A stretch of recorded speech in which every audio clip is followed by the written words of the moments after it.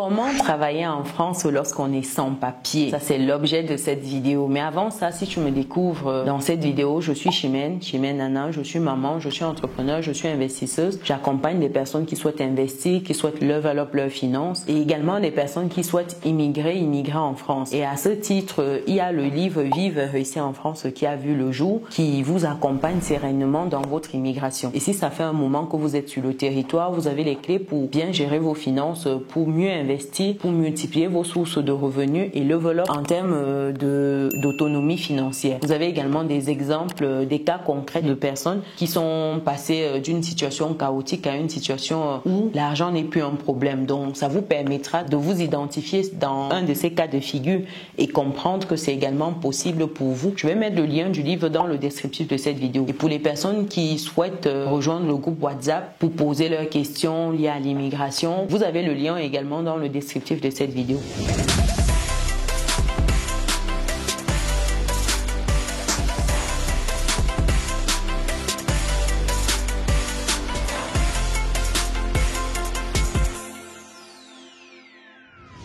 Après cette parenthèse, comment travailler en France quand on est en situation irrégulière? Il faut dire qu'il y a quelques points à considérer lorsqu'on se retrouve sans papier et qu'on souhaite travailler.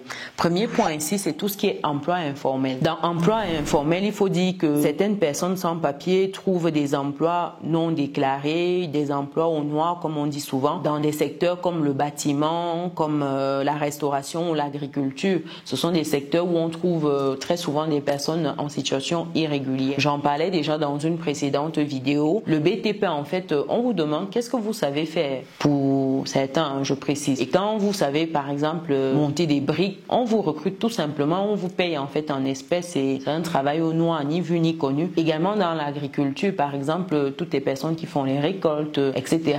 Vous avez parmi des personnes qui sont en situation irrégulière. Donc, il faut dire que cette situation irrégulière là expose à des abus, à des conditions de travail précaires. Donc, il faut savoir où on met les pieds. Donc, ça, c'est important de comprendre ça en amont. Mais vous pouvez travailler de manière non déclarée dans ces secteurs-là, par exemple. Il faut dire également que en termes de travail sans papier, vous avez la possibilité de vous régulariser par le travail. Lorsque vous avez trouvé quelqu'un qui vous emploie, au travers de cet emploi, la personne peut vous accompagner dans votre régularisation. Ça veut dire que votre employeur vous accompagne avec certains documents à vous régulariser. Donc, au travers de votre emploi, il engage une procédure. Ici, il faut qu'il justifie, par exemple, qu'il n'a pas trouvé une compétence qui pouvait le faire, une compétence à jour, en règle, qui pouvait le faire. Et vous étiez la personne de la situation, j'ai envie de dire. Donc, ça, l'employeur, quand il s'engage,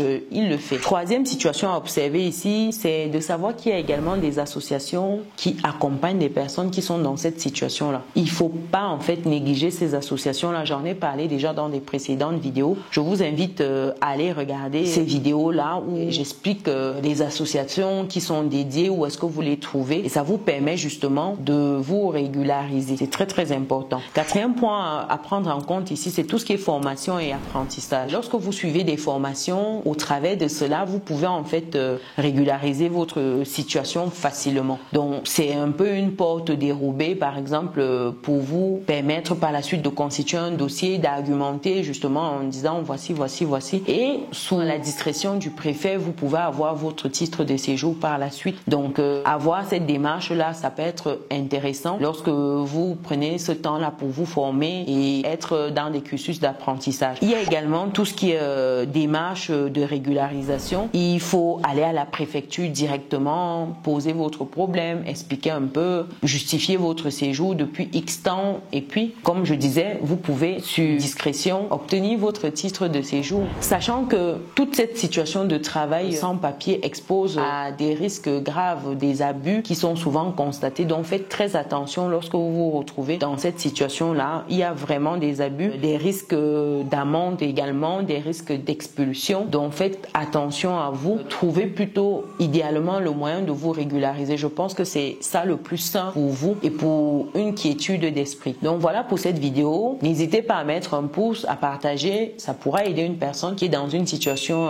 difficile aujourd'hui afin que cette personne puisse se régulariser. Cette personne est la bonne information. Et sachant que ce que je dis ici, c'est pour que vous alliez creuser. Il ne faut pas vous limiter et puis voilà, il faut aller creuser pour davantage avoir la bonne information. C'est très important. Nous, on se donne rendez-vous dans une prochaine vidéo. Ciao!